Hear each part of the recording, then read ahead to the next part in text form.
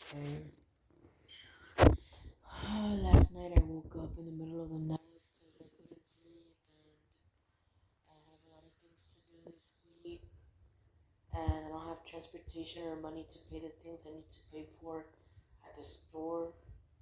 I cannot go to work because I don't have transportation or a Texas ID, and right now I'm fixing my schedule for that because my mom already told me no about taking me in to work or taking me like driving me to work.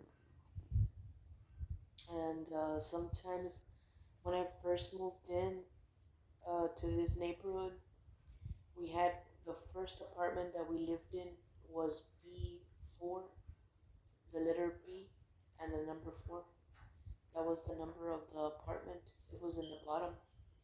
It's in the bottom. It's the last apartment of the building.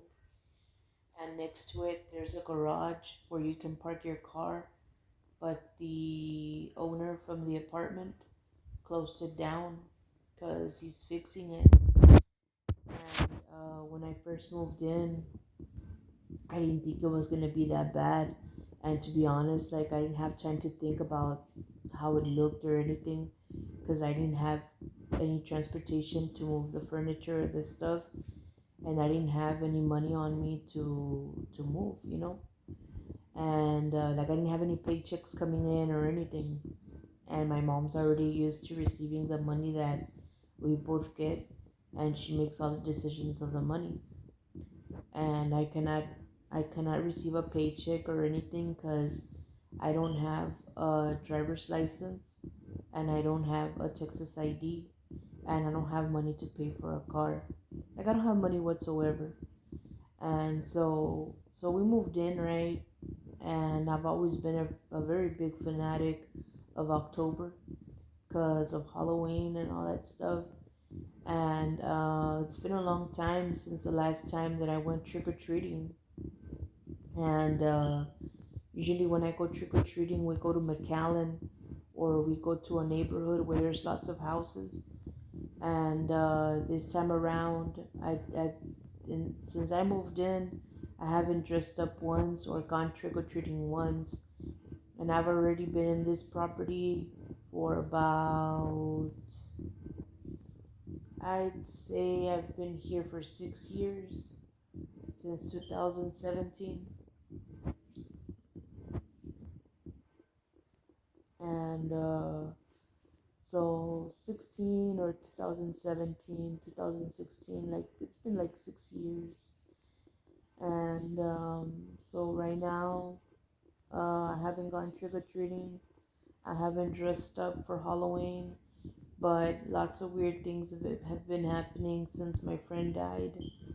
One of my friends died back in 2007, and I have another friend who died around the same year as him, or around that, like a few years later or before that.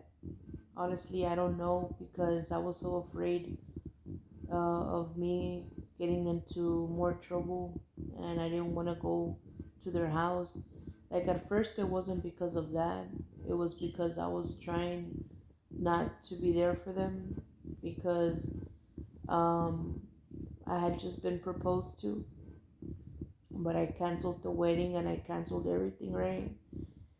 And well, I was laying down in my apartment, and it was the other apartment that I was in. We've already moved 4 times because of that reason, because we don't feel comfortable at home, and we always feel like if somebody's watching or like if somebody's there, but there's nobody there. And so I was laying down in the apartment, and I looked out the window, and it was totally dark outside after some hours that I had been laying down, and I decided to open the window because it was very hot inside and I was tired of being by myself inside. But it's because I was diagnosed with a disability back in 2011, and it's not because of the diagnosis, but that's part of the reason why I got help because they realized that I needed help. I was dying. Se me iban todas las fuerzas del cuerpo, ¿verdad? De las piernas y de los brazos. y no me podía mover mucho, like no podía caminar ni correr mucho ni nada. Y me sentía así como bien desanimada y me dijeron que tenía anemia, que necesitaba un blood donor. So they took me in and they gave me a blood donation.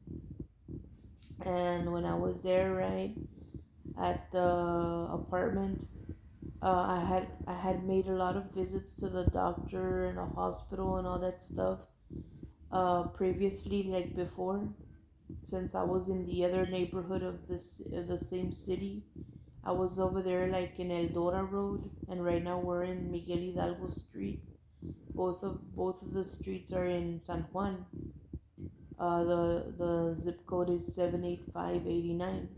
The area code, like for the mailing info, it's always been the same. I've been in San Juan for like over 5 years, and it's 78589. And so I was laying down and I woke up.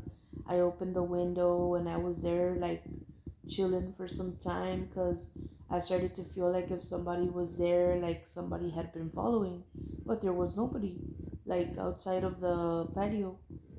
And I had been having trouble because I lost a few friends and some of my relatives, they died. And this didn't happen all in the same day, but it felt like it would happen like that, because everything just started piling up after another. And it's like if I already knew that that was gonna happen, right? And it was either I would go and look for my friend or I would lose everything. And I started thinking like that it wasn't really like that, that it was really their decision, not mine. And so I started not to worry about that. But there's times when I'm inside and I think about my grandma because I feel that she's there with me, but there's no one really there, and it worries me because I feel very uncomfortable and I haven't been able to go back to work or make new friends or anything. And so I was like, what the heck, like why does it feel like if there's somebody there or like if somebody's watching or like if somebody's been following, but there's really nobody with me. Right now, like as I'm talking, there's one white car parked on this side, but that's my neighbor. And there's another car parked on that side, but it's not really a car, it's a truck. And that one belongs to that neighbor over there. So it's me, my two neighbors, one on each side, and then it's my mom. But my mom's car is not there right now. And she told me, I'm gonna go take you something to eat right now, but I'm barely gonna go over there in a little bit. So my mom's barely making her way over here, and I haven't bought in any groceries. I haven't bought in anything. And yeah, it's been times already, like several times, where I hear like a door move or something. I'm not afraid of being with other people, but what scares me is that I cannot see them and I don't know what they're doing. Like you never know if they're trying to harm you or trying to hurt you or trying to do something to you. So that's what really scares me sometimes, that the person might be there watching or listening and that they have a bad intention towards me. And so we've had the situation, me and my mom, since we moved in, where I call her and I tell her, "Hey, come pick me up," and she picks me up, but I could only be with her sometime. And the situation was so bad that we had to get two apartments, one for her and one for me, because we started to feel uncomfortable around each other because she started bringing in people that I didn't know. And we've been fighting about that since I was at my dad's house over there in Alamo. That I didn't want anybody in the house, that I didn't want anybody there in the house or and stuff like that. And so I don't know, like I just keep feeling like if somebody's there with me, but it's the neighbor or the other neighbor. And sometimes, yeah, like I'll hear like little things here and there, and I just feel like if somebody's watching, but there's really nobody, just the neighbor, I guess. But yeah, I sometimes think about my grandpa and my grandma, and I feel like if they're there with me, but then I go to the place where I see them, they're in the house and there's nobody talking or nobody there. But it's okay to feel that every now and then for some time, right? But all the time feel that about the apartment or about other people in the place that you're at, that's not good.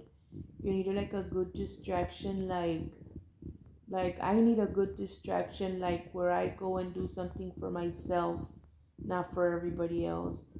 Like where I go to the store and I buy stuff for me and I go, but if they see me buying stuff for me or doing something for myself, right away they start complaining. Why are you wasting so much money on the food? Why are you always getting asking for food? Why are you always like full complaining?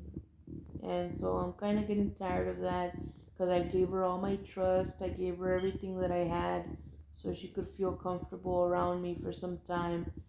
And it wasn't really because of that, it was because I really needed the help. And she doesn't want to return anything back because she's already used to always getting what she wants when she wants it. And I always have to have her there, like telling me when and when not to about the food and about the money. Like right now, I need to go to the store and buy groceries, and I can't because I don't have transportation and I don't have money. She has my money with her, but she doesn't want to give me anything from there. She only gives me small portions, like five, 10. By the time I want to go, I already wasted like $40, and then it wasn't even on me. It's just on stupid things like toilet paper, and I do need toilet paper, but that's not the most important thing for me. For me, I need to have my refrigerator and my cabinets full at least once a week. They don't care because they're passing me up. They don't care if I stay or if I survive. They're just worried about themselves. I have a long time that I don't go to the store to do something for myself. Every time I go, I have to do what she tells me at the store. Like, she'll start complaining about the prices, she'll start complaining about everything. So, what I'm gonna do is, I'm gonna ask her for 100 per 2 weeks, every 2 weeks, and I'm gonna make sure that she gives me the full 100, if not for her not to give me anything, because I don't have any food right now and I need to fill up my refrigerator.